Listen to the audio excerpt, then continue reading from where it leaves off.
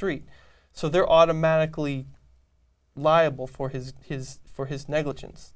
There's no dispute about that, and I don't think the city's ever going to dispute that. And I don't think the city's ever going to dispute that he was negligent. So this case is really more about, you know, what the damages are. But that being said, you know, when you file a lawsuit in New York State, this is in New York State Supreme Court, New York County, it takes a while. I mean, the courts are completely overburdened right now. Right. And if you file a case, it could be 3 to 4 years before you go to trial. We waited 10 years to go to trial, so it's... And when you're suing the city, you're put into a special part of the court for all claims against the city, which just slows it down even more. So, you know, even though there's really going to be no credible dispute about negligence, about liability, that doesn't mean there's going to be early justice here because of how overburdened the court is. Right. But that being said, the main concern here is that the driver got away without any punishment. And everyone in the city should realize that, because I think probably 90% of the people in the city, when they're walking the streets, probably think if they walk across a crosswalk with a green light and somebody recklessly drives into the crosswalk, runs them over and kills them, that driver will be prosecuted and will go to jail, or something, you know, significant will happen to them. But that's simply not the case. Right. And if you Google, you know, pedestrian killed in New York City, you'll come up with, you know, countless stories of people who are killed on the streets of New York, whether it's a pedestrian, whether it's a cyclist, or it's another person in a car. And unless you can prove something, A, that they were drunk, or B, that they were doing something insane like drag racing or something, you're never going to get a conviction. And that's why the Haley and Diego law was enacted. But here, it completely failed again. So right now, unless the Haley and Diego law is modified, is amended, or the police or the prosecutors start using it more effectively, it's almost impossible to prosecute somebody or somebody to be found criminally liable for running over somebody in New York City and killing them. And I don't think people in New York City know that. And New York City is probably the most prominent city in the world where you have such intense contact between vehicles and pedestrians. Most people in the city walk to work or walk to the grocery store. Right. You know, and they just take for granted when they walk across a green light in a crosswalk that they're going to be safe. You know, and most times they are, but in a few times where somebody negligently, recklessly drives right through there, doesn't look, and runs them over and kills them, there should be a consequence. Absolutely. I mean, laws are enacted, and this touches on what Cristina said, is that, you know, laws should follow common sense. Right. And it just doesn't make any common sense that when somebody is run over in a crosswalk through reckless driving, that nothing happens to the driver. I mean, in this case, literally nothing happened. Nothing happened to him. Nothing. Yeah, which is insane. I mean, he would have been in more trouble if he ran into a stop sign and ran it over, or he hit a fire hydrant and ran over the fire hydrant. I'm sure he would have been punished at that He would have point. been punished for that. Right. But he ran over a human being in a crosswalk. So this is the biggest line that we want to talk about. It's the law of New York, and everyone to be aware. Just be very careful, because if something happened to you, that's it. There is no justice, and you cannot prevent it. Accidents are accidents, but to prevent them, we have to change the law. We have to. And we should be able to change the law. Cut off. Right. We should be able. Things sometimes work, and things they don't work. And what it's going to take? Everybody's going to die? That we're going to have tragedies taking place? I mean, what does it take?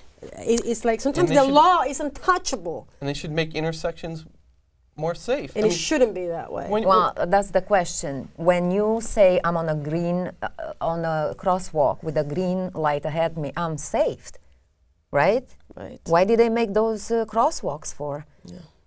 And in this why do we wait for the green light? Not to be safe when we walk through it. So what happened?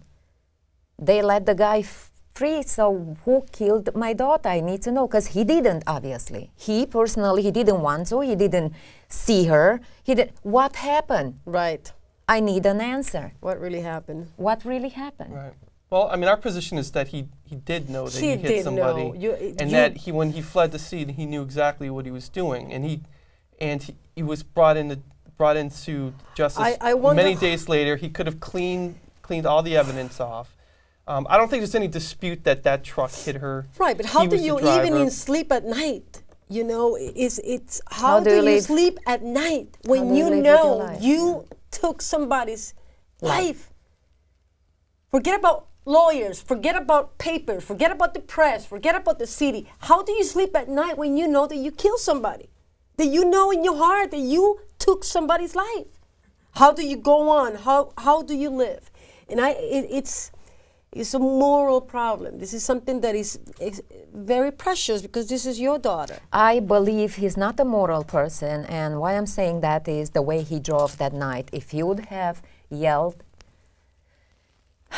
this wouldn't take place. I have a tribute for your daughter, Marcella, Louise, Adame.